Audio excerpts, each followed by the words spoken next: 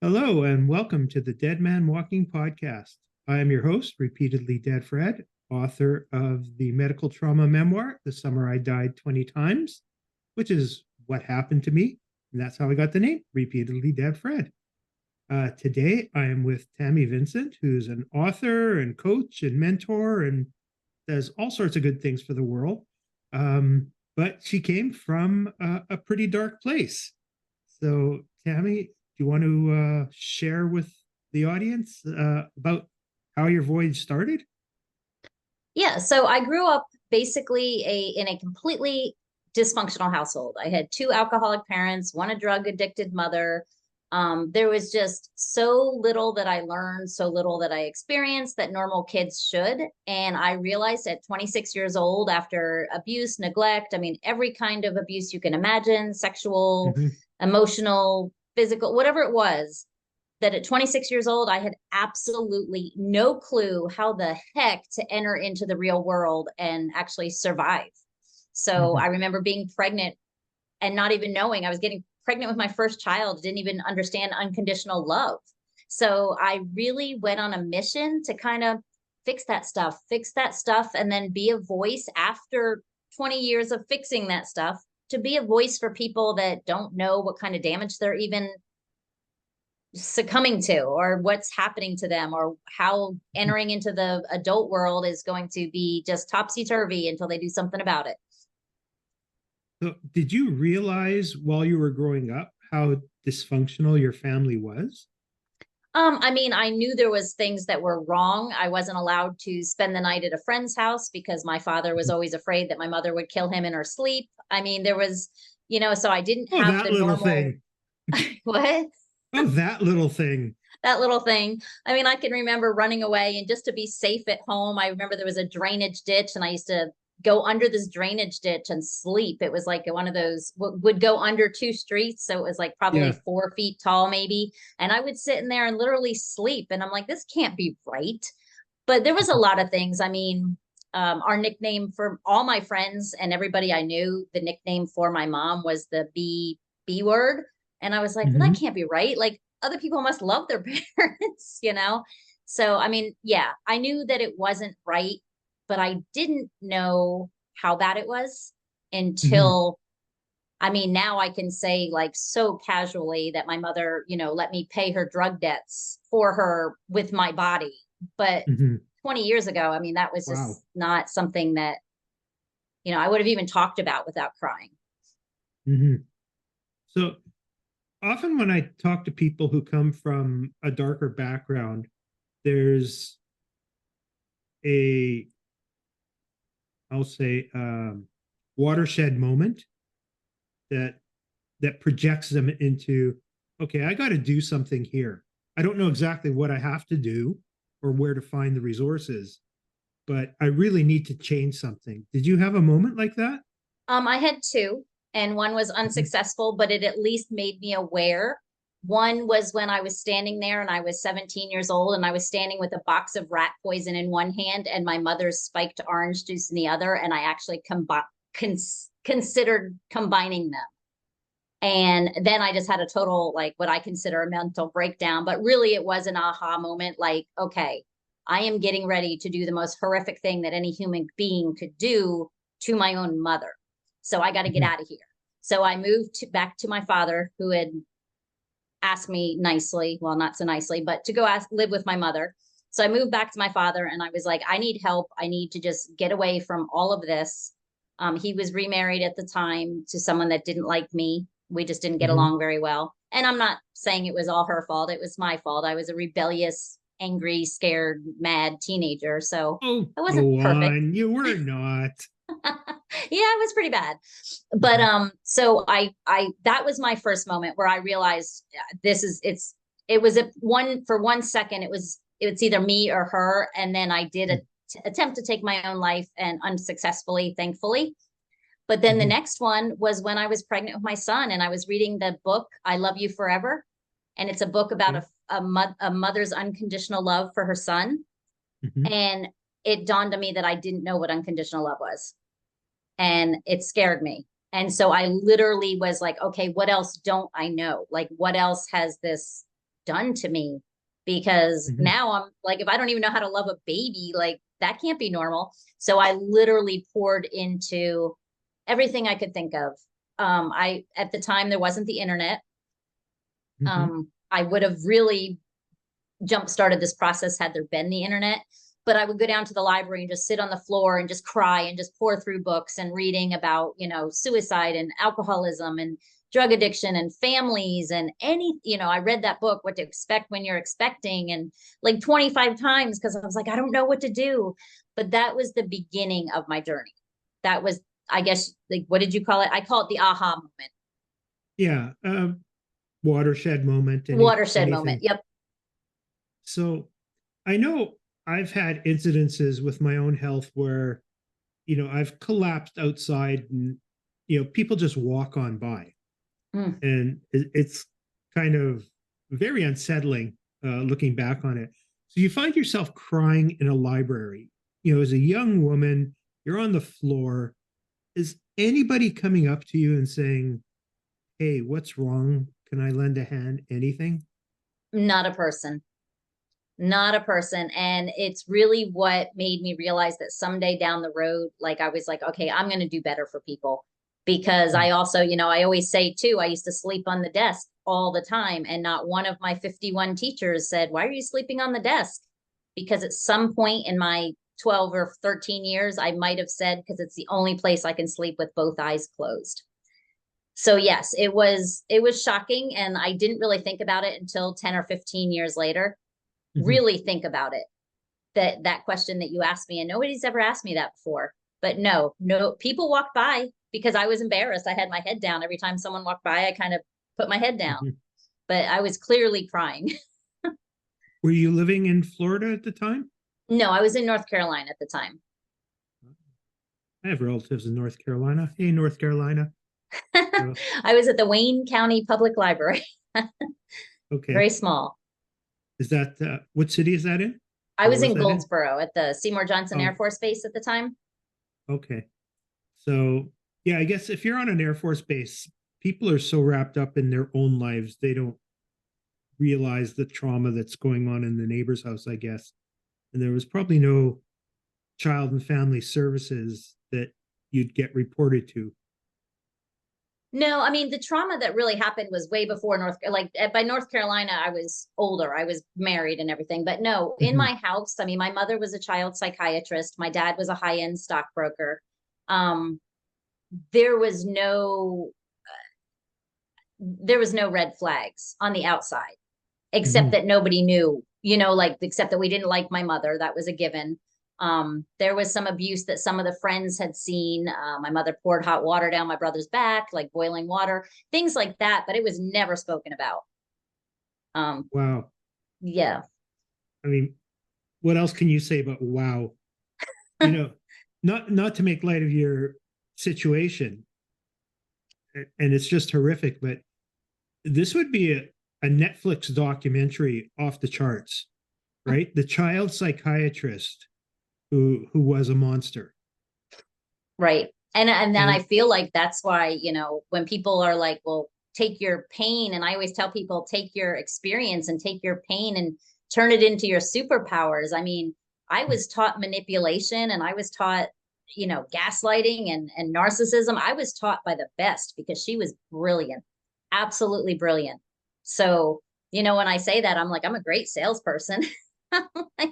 Because I learned all these different coping skills, because she was so bright. And, I got my college degree in psychology without ever going to a library, just from having spent so many hours reading her books and child psychiatry books and stuff. It was crazy. Mhm. So you were sort of feeding yourself the cure before you even knew that was the cure you needed. Yeah, it was funny too, because I don't ever remember picking up anything from those books that would have helped me back then. Mhm. Um, but I didn't really look for that stuff. I was just intrigued. I was intrigued with the brain and, all of that stuff. But Mhm. yeah, I did learn, I got to meet people with multiple personalities. Mhm. I got to do some interesting things because of her field. But yeah, I learned a lot. And yeah, it was interesting. I mean, to say the least. I guess that's a interesting way of putting it. putting it. Yeah. Do you have a relationship with your parents now? They're both passed. They're So both my mom passed? actually died of cirrhosis of the liver when she was 42, which is very young. I was 18. She must have done some And heavy pounding. oh yeah. Oh yeah. And then the drugs, she added the drugs into it, which didn't help. I think her body just deteriorated. And my dad just passed 6 years ago. And I had the whole time I had a very, very good relationship with my father. I mean, he was an alcoholic Hmm. but I never had any hard feelings because he never intentionally one time did anything to hurt us. Hmm. I feel, now looking back at it, he was just so wrapped up in fighting his own demons and protecting himself Sure. that he just wasn't able to help us. And do you have siblings? Yeah, I have brother and sister, and they're both doing great. It's Don't, amazing how people come out of this on the other side and are any degree of functional. yeah, people say that to me all the time. They're like, how do you smile? And I'm like, well, for years it was a mask. I smiled Hmm. because it took the attention off and it made sure nobody looked at us and we thought we were the good family, the perfect family. So that was a fake smile until I was about 30, 32. And then I started doing really healing and being able to cry when I wanted to cry. And, Hmm. but I feel like I've always had a very resilient temperament. And that's one of the things that I like to coach with children, especially, is that, don't wait for that knight in shining armor because you are your own knight in shining armor. And if you Hmm. wait, you may never get saved. Yeah, I've had this conversation with my therapist, and my parents had a hard life. They weren't addicts or alcoholics. They just had some serious health problems that they dealt with. And I think I was blessed with a resilience gene. I think we all have a resilience gene, and for some of us, like yourself, it just is on steroids, Right. and it gets better from there. And for others, not so much. And unfortunately, I think without getting too political or social on this, kids aren't being told to access their resilience genes anymore. Nope, not at all. Not at all. And I can remember the one saying, I don't remember much of my childhood as far as the big picture of my childhood. I've honestly Hmm. blanked out most of it. But I can remember my father always yelling at my mother and just telling her, stop being the victim, stop being the victim. And that's one Hmm. thing that always carried with me is that, yes, things suck and my life has been horrific, but I will never play the victim because I'm better than Hmm. that. Like I always used to Hmm. want to put myself above my mother. Like I'm better than she was. Like this is not going to kill me. This is going to make me stronger. Hmm. So, And it has. oh, I think You know, so. it would be nice if there had been a different route to getting so strong, but you've come out pretty okay.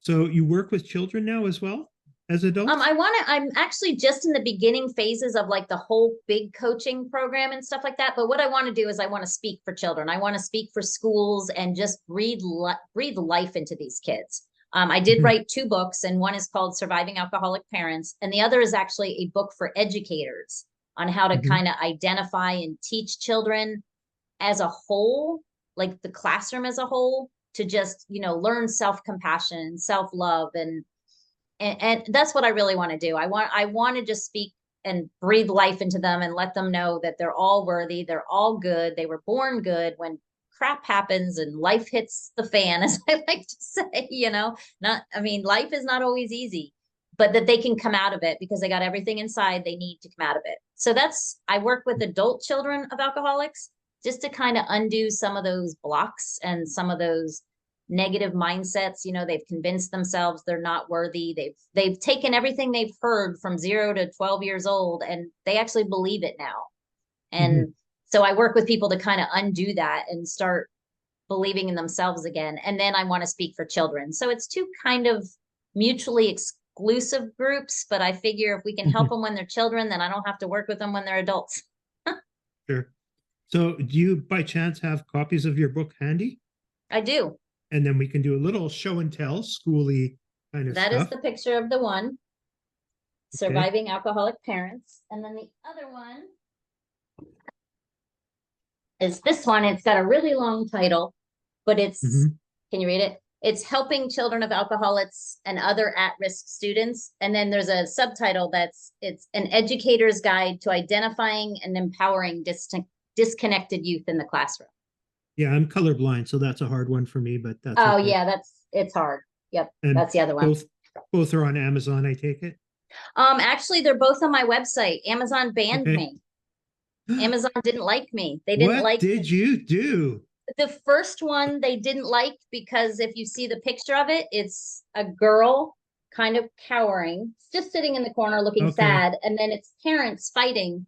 And they said that artificial intelligence picked up the title and the picture and put them together and said I was condoning child abuse, which I in no way was.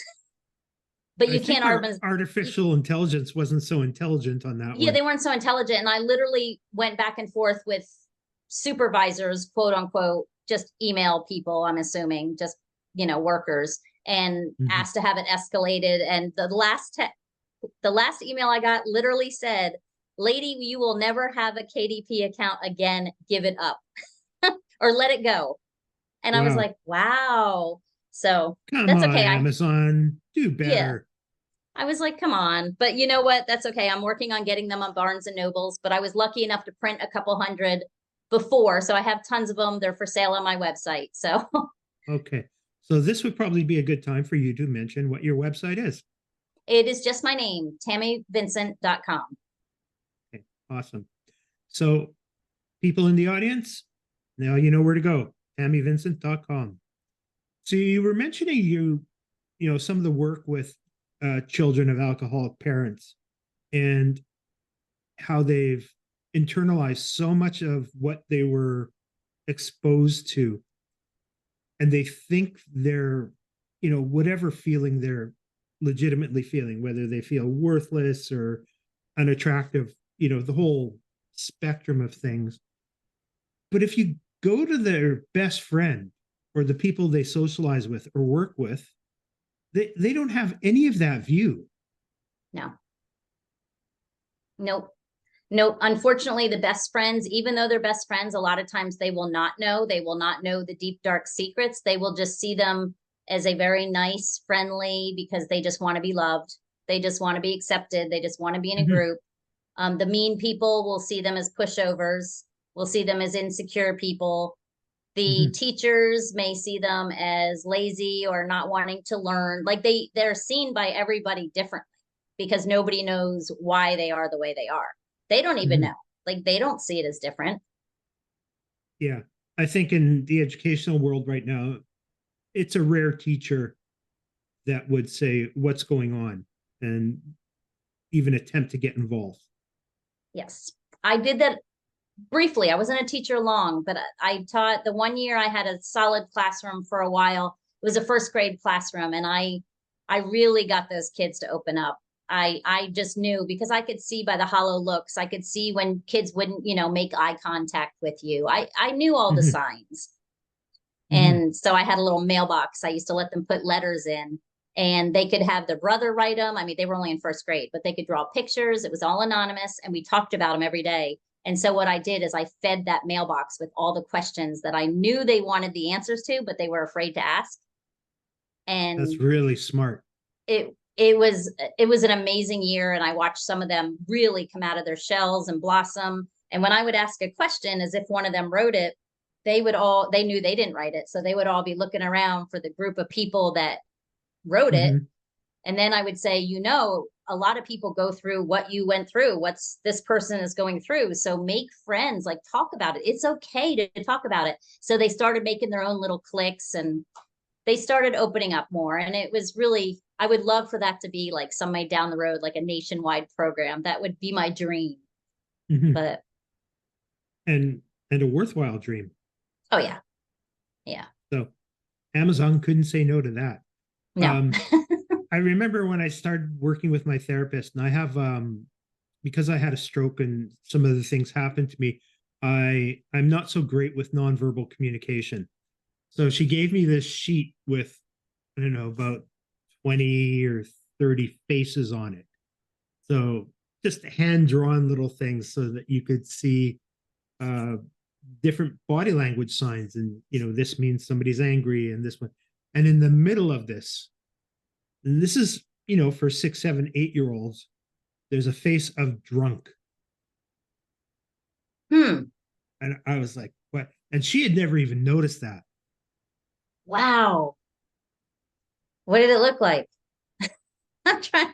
A little off center, I think. A little like, Cigarette dangling out of the mouth. I oh, don't that's remember funny. exactly. Yeah. So somebody out there recognized that that's an important face. Yeah. I mean, definitely, because really it could say it could just be drunk or high or whatever, because it just means you're dealing, and kids learn very quickly that face means, uh-oh, back away, or uh-oh, get in your room. I mean, mhm, they learn that nonverbal cue really fast. mhm.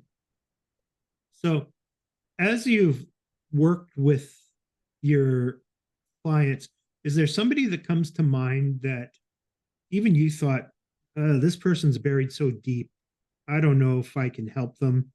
And then, they actually made some significant progress beyond your expectations. Um, well, like I'm working with a lady now who has been going to a therapist for years. Mhm, And literally in like 10 weeks, she's like, I feel lighter. I've got a voice. I can do this. I can do that. And she's got all the, I mean, it is unbelievable. Just the baggage that she's coming out with. And I'm giving her little like coping strategies. We've helped her get off some of her blood pressure medicine. Oh, Um, good. because I'm like, I'm like, I'm not a doctor. I'm not a psychiatrist. I'm none of that. But I can tell you, if you tell me what time of day you have these like I know, I'm like, I can help you with that. So we worked out some like trigger things, and I got her some essential oils to just breathe in and just rub on her Mhm, chest, and just, and literally she even said, she's like, I've literally in like 4 weeks gone way farther with you than I have with a therapist. mhm, And it's because we have very parallel lives, very parallel situations, and I know what I mhm, did to heal me. So it was, and there's some things, obviously I'm not, wouldn't say her name, but there's some things that we're going to go oh, come back on, and tell work us. on. Hmm? Come on, tell us. Oh, no, Yeah. no, no, no. There's some things that, we're going to go back that she's not ready for.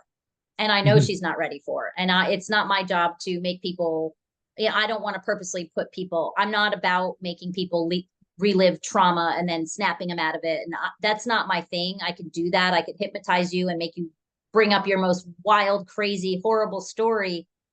I don't want mhm, to do that. I don't want you to have to relive. I think there's a way to get in touch with that and deal with it without doing that. So I've got a much more compassionate approach than some mhm. things, even things that they put me through.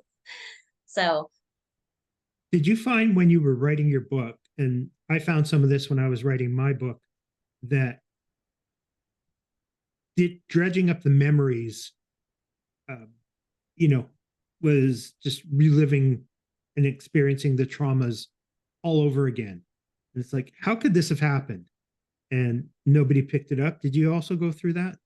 some things that came up as I was writing that I didn't even remember, but on it, like they all of a sudden I was like, wow, I remember that. And it was like, oh, that's a cute story. Like I'm thinking of it as a cute story, and it was not cute Yeah. at the time at all, but I didn't even think about it. Like the time my mom was completely drunk and dropped her pants at a baseball field, like a huge baseball complex with like tons and tons of people. And I was, in like first grade, and literally did that in front of all these people. And I never went to another birthday party until we moved like 3 years later, because I was Mhm, so ashamed. Like I was so afraid that somebody at that baseball field would see me and recognize me as her mhm, daughter. So like, and I did never even thought about that after probably, I don't know what time I stopped thinking about it, but it left me. But I also, when I was writing the book, I waited a really long time to write the book. I always wanted to write it, but I wanted it to be a resource guide for children. So I didn't want it to be graphic, and I didn't want it to be all about me. I mhm, would like to go back now, and I even just looking at you, The Summer I Died 20 Times, I'm thinking, man, I could write a really cool book about me. But mhm, I didn't want to do that for my first one. I was looking for more of a reference for kids. So like I sprinkle little stories in there. So it wasn't as bad probably as you writing about all of your different traumas, because Mhm. I really didn't go there with this book, but I probably Yeah. will with a book down the road. Yeah, for sure. You could write a totally adult version and Absolutely. maybe, use a slightly different cover page Oh yeah. to keep the Amazon AI away from you. Well, Amazon's already banned me. They told me I'm banned. So I can't even come, I can't even can't do anything because it's my social security number that's banned. Oh, so just have somebody else I would have do to it write for you. under a pen name then. That's the only way I could do it. Yeah, not a But problem. and have someone else get paid for it and then give me the money. So Yeah, there's eh, ways. The yeah. underground economy. Yeah, So, right. Well, I'm just working on finding another place. I think I'm just gonna go with Barnes and Nobles because they didn't ban me.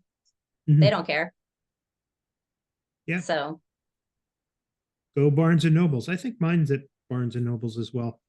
Yeah, I kept track of a lot of this stuff at the beginning, just after the book was published, and hey, I'm here and I'm here and I'm on this website, and then it's just like it just takes away too much of your life to yeah, keep. So let's just focus on trying to inspire people and help other people.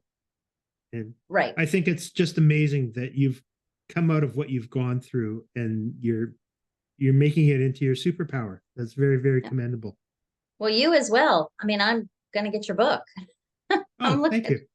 I'm looking at that and I'm like, dang, that's rough.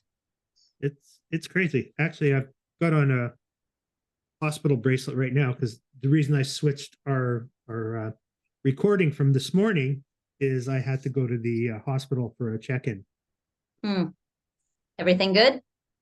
It was. It scared the pacemaker clinic guy because he forgot they had done this extra funky surgery on me in November, and so he couldn't read anything. He's like, "You shouldn't be alive right now." No, Huh. I'm alive. I think you're missing something here. So That's okay, funny. and he runs out of the room, gets a couple of doctors, and he's like, "What's going on here?" Then I had to explain to them what the surgery was. So anyway, more about you. Let's talk more about you. Okay. So what else? What other questions? Well, you mentioned you were using some essential oils with this last, and I've heard both good and bad about essential oils. Some people say it's the woo woo kind of stuff. So, but I've never actually talked to anybody who's used them. So, what do you use them for, and how do they help people? So a couple different things. First to know is make sure you're using good ones because there's a lot of crap on the market. Mhm. And there's a lot of fillers and they're not, you know, they're not they can be bad. Like you said, they can be just as bad as they can be good. But I Mhm. use them, like I test them on things. I don't tell anybody here, try this until you can do this. But they have I am partnered with a specific company and they make blends. Like they'll make a blend for anxiety and it'll be like lavender and citron and different scents that are proven to Mhm. calm the nervous system. So it's not necessarily proven to fix anxiety, but it is proven to bring your cortisol levels down just because it's a relaxing scent. There's also like I had something like I had this varicose vein on my leg and it was Mhm. bulging and it was gross. And I'm not about like, I didn't want to do anything with it. People are like, oh, you can go to Mexico and for like $38, they'll just shrink it or zap. I don't know what they were going to do, Mhm. but I didn't do that. But I looked in my little book and it said varicose veins and it gave me 3 things that you could do to literally calm it down and like disperse it or whatever it does. I don't know the magic behind it. But 2 weeks later, that sucker was like flat, flush, never had a problem. Then I That's have amazing. I've had like 18 places taken off my body on skin for skin cancer. Ooh. And I was like, so it said copaiba. It said like 3 or 4 things. Now it wasn't cheap. It was like $160 to get the stuff. But Mhm. 2 weeks later, that spot was gone. And it was a So do spot you, that the dermatologist would have wanted to take off for sure. so are these just oils you dab on, Yeah, or you do do you different burn things. Some them, of them or some you put in a diffuser and you just put through Mhm. the air, and those are more of your relaxation things. Some of them are just super concentrated, like oregano. Believe it or not, Mhm. oregano oil is one of those things that it will tear up your skin. It's very strong. Mhm. but it's one of the things in this combination for the skin cancer. So I mix them up in a little jar, and then I put a little coconut oil in because it dilutes them a little bit. And then I just dab it on. So, So I mean, it's cool. just, I've helped people that are like, oh, I have high blood pressure. And I'm like, okay, don't stop taking your medicine, but here's this little recipe of stuff. And literally 2 weeks later, off the blood pressure medicine, and I gave a combination of stuff that it said for blood pressure and stuff that it said for anxiety. So I think it was more the anxiety but it's just, like you hear of frankincense and myrrh. I mean, it's been around, it's in the Bible. Biblical. Yeah. It's biblical. And there's like almost every recipe for anything to heal or to help with essential oils includes frankincense. But again, it has. Yeah. Oh, sorry. Go ahead. I wouldn't know frankincense if it hit me in the head.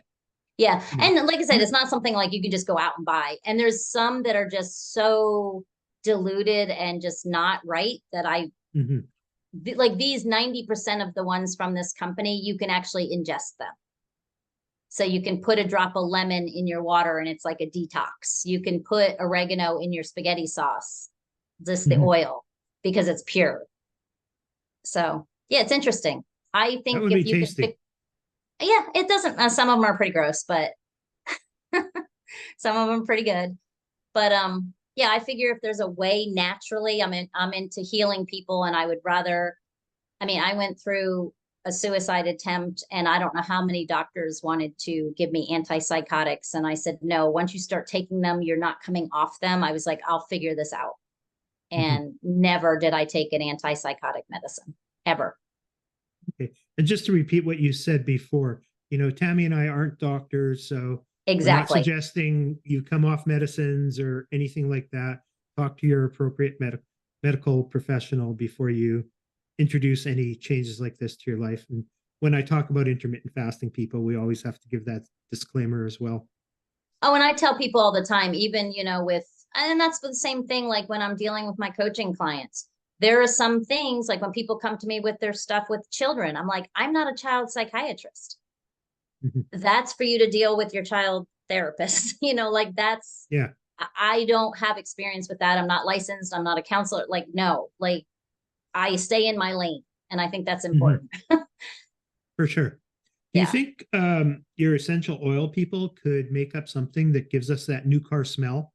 I was with a friend in their new car yesterday. I don't know what it is and why all the car companies do it, but that new car smell just makes you feel so good. I think one of the candle companies has a candle that's like new car smell. I don't know if it's like Yankee Candle or something, but yeah, that would be cool. It would be good. You should ask them. You could sell it off your website. You'd make a fortune. Yeah, that would be really good because I love the new car smell. Love it.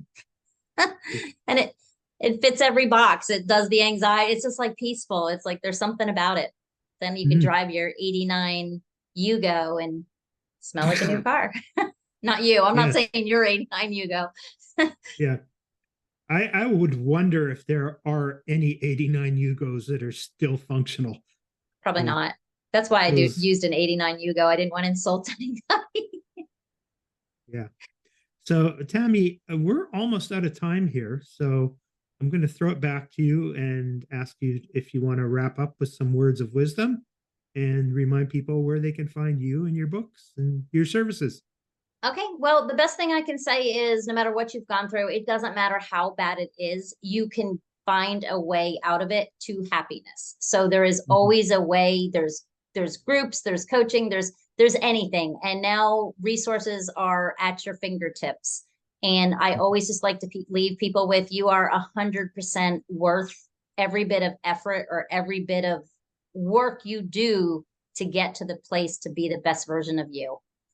If you want to find me again, my website is tammyvincent.com. On there, I have links to my podcast. If you have a cool story, I'd love for you to be a guest. And I have courses on there, all kinds of services. Just reach out to me. I love to chat. It never costs to chat. That's for sure. So what's your podcast name? Adult Child of Dysfunction. Okay. That's very catchy. So. Okay. Well, thank you so much for coming on and sharing your story. And I'm sure other people will be inspired by listening to what you've gone through and seeing how you've come out of it on the other end as, a pretty functional person who's giving back to the community and helping other people through their respective traumas. So good for you. Well, thank you And so much for having me. my pleasure. And to those of you in the audience, thank you for tuning in to the Dead Man Walking podcast. Please like, subscribe, share, promote the heck out of Tammy's website and Tammy. And we'll see you next episode. Thanks. Bye bye.